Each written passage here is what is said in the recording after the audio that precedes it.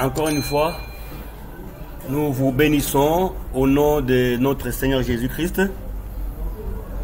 Nous sommes convaincus que Dieu est au contrôle. J'aime toujours cette phrase. Parce que nous savons, bien aimés dans le Seigneur, que rien ne peut nous arriver si Dieu ne l'ait permis. Il n'y a rien qui peut nous arriver. Le diable n'a pas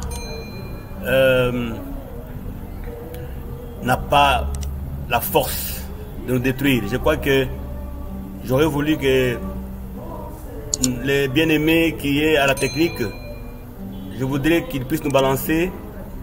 Cela est possible. Et que le frère Jean puisse s'approcher ici avant que nous puissions commencer. Le frère Jean puisse s'approcher pour nous envoyer un cantique si cela est possible. Mais si cela n'est pas possible, nous allons commencer notre prédication. Nous allons prier en attendant que le frère Jean puisse nous balancer. Dieu est bon, il est bon, combien il est bon. Il peut nous balancer cela pendant quelques minutes après cette prière. Nous te bénissons, Père de gloire, pour cet temps merveilleux que tu es en train de nous donner ce matin. Nous voulons te bénir parce que tu es un Dieu formidable. Nous voulons t'élever parce que tu es le maître des temps et des circonstances. Nous voulons te bénir parce que c'est toi qui disposes nos cœurs pour t'écouter. C'est toi qui nous donnes les oreilles pour t'écouter. Et c'est par toi que nous parlons ce matin. Nous voulons t'élever pour que tu puisses nous précéder dans les cœurs, dans tous les salons de tous les bien-aimés qui sont en train de nous suivre maintenant et qui vont nous suivre même après. Sois béni, sois élevé. Au nom de Jésus, nous disons Amen. Combien il est bon, mon Seigneur, mon Dieu, combien il est bon, alléluia. Oui, je le trouverai toujours, oui, combien il est bon, combien il est bon, combien il est bon, mon Seigneur, mon Dieu, combien il est bon, alléluia. Oui, je le louerai toujours. Oh oui, combien il est bon, combien il est bon, combien il est bon, mon Seigneur, mon Dieu, combien il est bon, alléluia. Oui, je le louerai. Oui, je vais les louer toujours. Et avec moi ensemble là où tu es, je voudrais que tu puisses les louer ensemble avec nous. Il est tellement bon qu'il mérite des louanges et d'adoration. Combien il est bon, alléluia. Oui, je les louerai toujours. Il nous a créé. Oui, il nous a créé. C'est pas pour la mort, mais c'est pour la vie éternelle. Mais par notre mort, par notre péché, nous avons vraiment perdu par Adam le premier. Mais lui qui est Adam véritable, il nous ramène à la vie. Merci. Merci parce qu'il est merveilleux. Alléluia. Et dans sa bonté, il s'est décidé de nous ramener à la fin. Oui, combien il est bon, combien il est bon, combien il est bon, mon Seigneur, mon Dieu, combien il est bon, alléluia. Oui, je l'ai loué. Oui, bien-aimés dans le Seigneur, nous allons lire une écriture et nous allons nous exhorter dans vivre dans l'atmosphère prophétique. Je suis dans Matthieu chapitre 8. Je prends chapitre 8, à partir du verset 23, et je vais descendre, et je vais lire au nom de Jésus. Mais Jésus lui répondit: suis-moi et laisse les morts ensevelir les morts. Ça c'est verset 22, mais je prends le 23. Il monta dans la barque et ses disciples les suivirent. Et voici, il s'éleva sur la mer une si grande tempête que la barque était couverte par le flot. Et lui, il dormait. Les disciples s'étant approchés, le réveillèrent et dirent: Seigneur, sauve-nous, nous périssons. Il leur dit: pourquoi avez-vous peur, gens de peu de foi? Alors il s'éleva, menaçant le vent et la mer, menaçant le vent et la mer. Et il eut un grand calme. Ces hommes furent saisis d'étonnement et ils posaient une question, bien sûr. Quel est celui-ci, disait-il, à qui obéissent même le vent et la mer? Je voudrais ajouter encore un verset dans Job. Quelque part, il est écrit que c'est lui-même qui soulève le vent et c'est lui-même qui brise l'orgueil.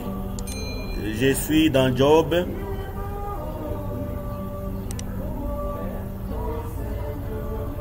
Je suis dans Job chapitre 26, verset 12.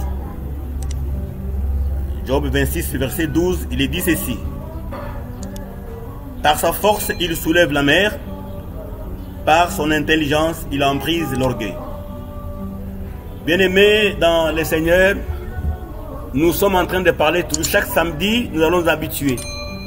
On a un léger retard, mais nous allons nous habituer à toujours parler sur comment on peut vivre dans l'atmosphère prophétique. Nous avons dit que un enfant de Dieu, c'est un surnaturel. Parce que notre Dieu est surnaturel. Il est esprit. Notre Dieu est esprit. Et quand l'esprit de Dieu habite en nous, au même moment, nous devenons aussi spirituels. Parce qu'en réalité, notre vie n'est pas sur la terre, mais notre vie est cachée dans les lieux célestes, en Jésus.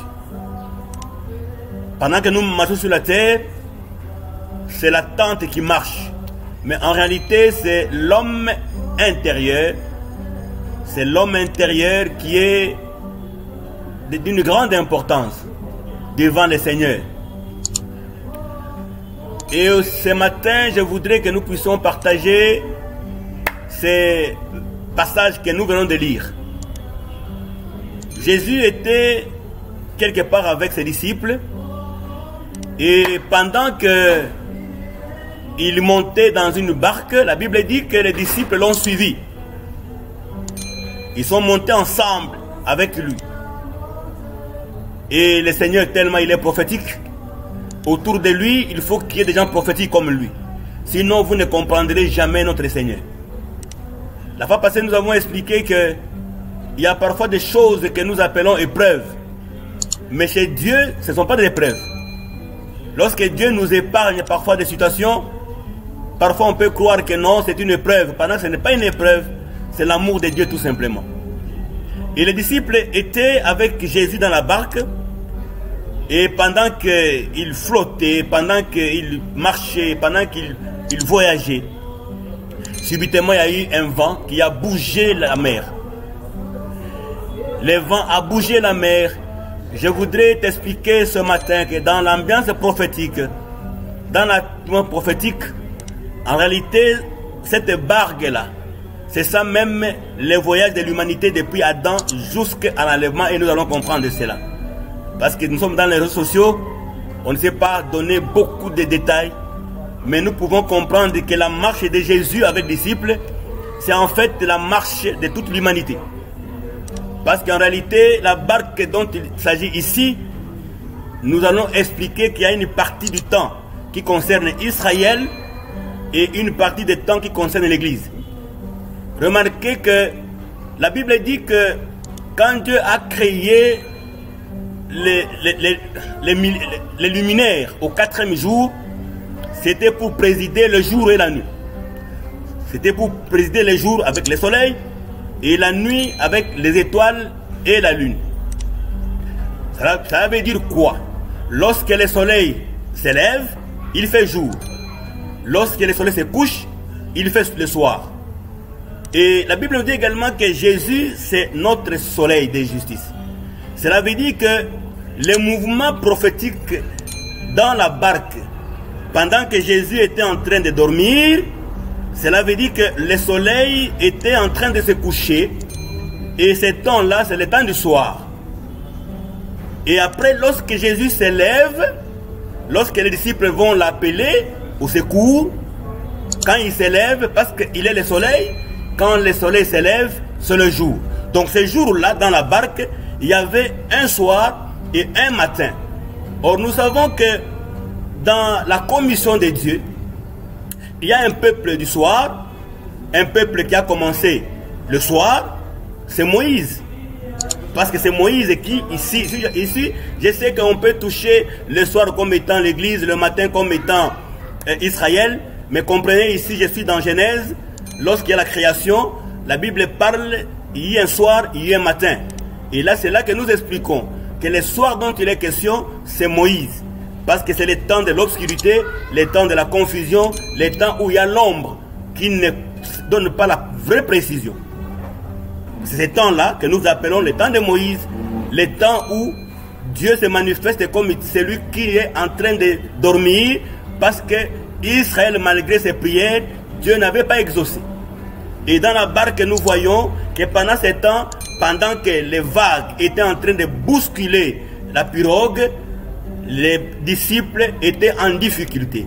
Ça, c'est le temps d'Israël, le temps où les gens pouvaient crier, mais il n'y avait pas de solution. D'ailleurs, pour comprendre cela, vous pouvez rentrer dans le tabernacle. Vous allez comprendre que le modèle que Dieu avait donné à Moïse avant le péché de veau d'or au ciel, l'autel de parfait qui est le symbole de nos prières, était dans le lieu saint des saints. Voilà pourquoi même Paul, lorsqu'il explique dans Hébreu le tabernacle de Dieu, il ne met pas l'autel des parfaits dans le lieu saint, mais il le met dans le lieu saint des saints, c'est la perfection. Parce que c'était le moment où c'était le modèle qui montrait que les prières d'Israël devraient arriver au ciel, parce que le saint des saints c'est le ciel.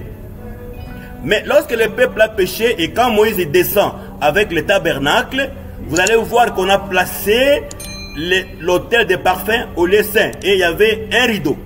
C'était pour montrer qu'au temps d'Israël, Dieu n'a pas exaucé la prière malgré les multiples sacrifices qu'il pouvait faire sur l'autel des holocaustes. Là où tu es, tu peux dire Amen, parce que c'est la parole de Dieu. Et bien aimé dans le Seigneur, nous voyons que ce voyage sur les eaux, c'est un voyage prophétique, un voyage où Dieu commence avec Israël et il va finir avec nous sur cette terre, nous avec l'Église. Je sais qu'un jour, Jésus reviendra pour s'occuper d'Israël pendant que nous, Église, nous sommes déjà dans l'enlèvement. Mais pendant le temps que nous sommes sur la terre, il y a des tribulations. Comprenez que même s'il y a des tribulations, mais Jésus est avec nous. Nous sommes dans la barque avec Jésus. Bien aimé dans le Seigneur. C'est comme ça que je veux te dire ce matin, qu'à chaque fois que les problèmes t'arrivent, ne regarde pas la puissance des vents, la puissance des vagues, la hauteur des vagues, mais tourne plutôt le regard vers Jésus, parce que c'est lui qui est la solution. Il est avec toi dans la barque. Nous sommes ensemble avec lui. Il est avec nous. Il nous a promis qu'il ne va pas nous laisser seuls. C'est un Père qui a beaucoup d'amour. Il a dit qu'il ne va pas nous laisser des orphelins. Il est avec nous. Il est avec nous et il suffit seulement d'avoir les yeux prophétiques pour comprendre que Jésus est à côté de toi. Tu peux avoir des problèmes parce que les vents peuvent symboliser, les vagues là peuvent symboliser les pommes que tu as. Je sais que tel que tu es là, tu as un problème. Tu peux commencer à regarder ces problèmes-là. Tu peux commencer à les citer ce matin. Tu peux faire l'inventaire. Mais je t'informe que ce qui est plus important, c'est de tourner le regard vers Jésus. Il y a parfois des moments où on commence à faire de la liste des problèmes. Bien aimé, si tu commences à faire la liste des problèmes, tu en auras même pour 3, 4, 5 pages. Il y a des gens qui peuvent écrire des livres sur leurs difficultés. Mais quand Jésus est entré dans la maison de Pierre, quand il a trouvé la belle-mère de Pierre avec la fièvre, la Bible dit qu'il a guéri de la fièvre. Or, la fièvre n'est pas en fait une maladie, mais la fièvre, c'est le signe d'une maladie. Jésus n'a pas cherché à connaître quelle est la maladie qui est à la base, de la fièvre. Il a seulement guéri. C'est parfois nous les hommes qui cherchons à comprendre. Tu souffres de quoi? Tu as quel problème? Mais chez Jésus, il n'a pas besoin de demander à Bartimée comment tu es devenu aveugle. Il a seulement guéri et cela, ça suffit pour Bartimée. Voilà pourquoi nous voyons que dans cette barque, nous avons le temps où Jésus ne répond pas parce qu'il dort. On a expliqué ce temps d'Israël et le temps où il est debout. Parce qu'il est le soleil. Quand il est debout, c'est le jour. Quand il est assis, quand il dort, c'est le soir, c'est Israël. Et je peux encore expliquer prophétiquement autrement. Que même cette barque peut symboliser tous les deux temps de Jésus, endormi ou debout. Ça peut aussi expliquer ce que toi tu vis. Il y a des moments où tu peux vivre des situations difficiles, des situations qui sont très difficiles, où tu peux même dire que non mais Seigneur, où es-tu? Pourquoi tu ne me réponds pas? Il y a des moments où tu peux crier. Cela ne dit pas que Jésus t'a abandonné. Pendant que les disciples criaient dans la barque, Jésus était là. Bien aimé dans le Seigneur, il savait quelle est la solution, mais il y a des moments où Jésus veut voir comment nous luttons, comment nous combattons, comment nous sommes en train de prouver que nous sommes enfants de Dieu, devant des maladies, devant le péché, devant les combats que nous avons. Et ce matin, il te dit, même s'il est là, mais il a besoin que tu puisses crier et donner l'ordre. Parce que ces jours-là, ils ont tourné le regard vers Jésus et il leur a dit, homme de paix et de foi. Il ne faudra pas être parmi les gens que Jésus peut appeler ce matin que vous n'avez pas la foi. Parce que la foi est là. La foi, c'est la démonstration des choses, même qu'on n'a pas encore vues. C'est l'espérance des choses, même qu'on n'a pas encore vues, mais que l'on peut matérialiser en esprit pour les vivre. Je vais te dire que les vagues qui ont bousculé les eaux avaient un début. Et comme ça avait un début, c'est que ça a aussi une fin. Vous vous rendez compte que la maladie que tu peux avoir, si la maladie est là, c'est que la maladie a un début. Et comme ça a un début, ça a aussi une fin. Mais il n'y a que Jésus qui est éternel. Il n'y a que Jésus qui n'a ni début ni fin. Voilà pourquoi nos regards doivent être tournés vers Jésus, parce que c'est lui qui est éternel. Et comme il est éternel, lui en nous, nous aussi nous sommes éternels. C'est que le problème là va venir et ça va partir au nom de Jésus. Quel est cet homme à qui même les vents obéissent? Oui. Cette question est fondamentale, bien aimé.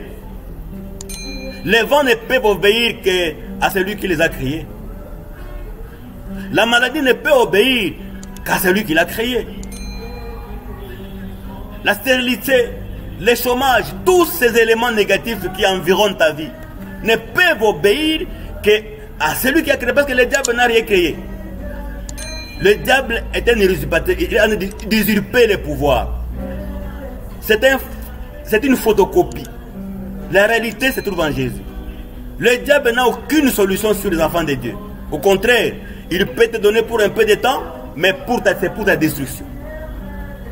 Voilà pourquoi, bien aimé dans le Seigneur, les vents ont obéi. Parce que les vents ont compris que c'est le Créateur qui a crié. Il a donné les ordres. Il a dit au vent, tais-toi. Je voudrais que Jésus dise à tes difficultés ce matin qu'elles se taisent en son nom, au nom de Jésus-Christ.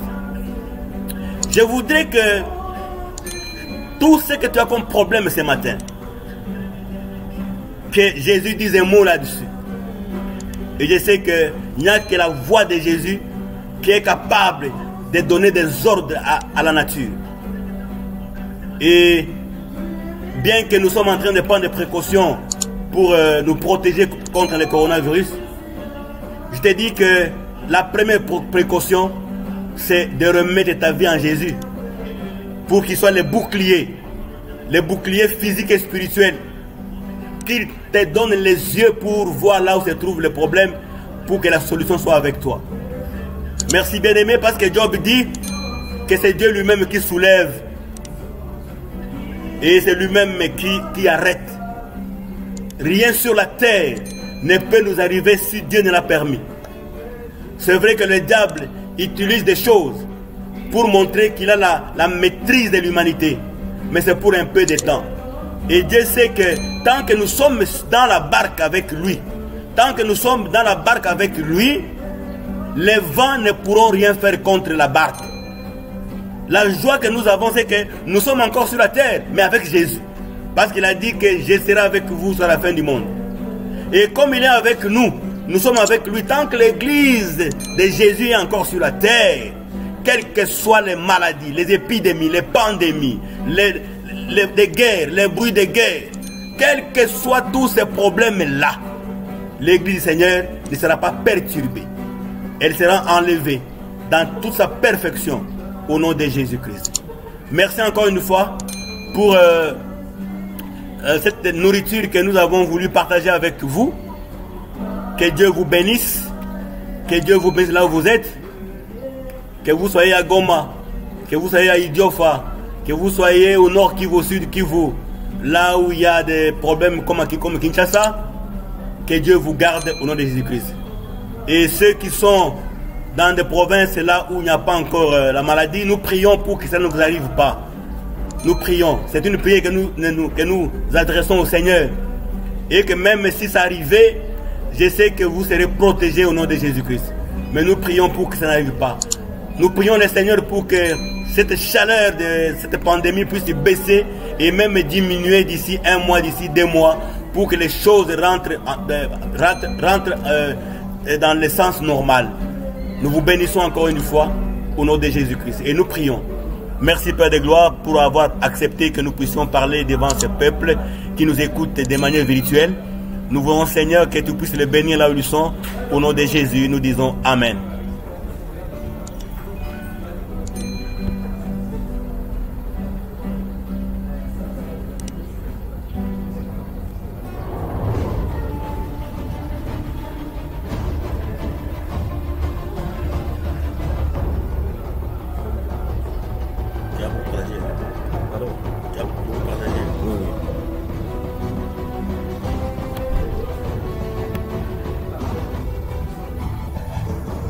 Ah, c'est pas tout, c'est dans la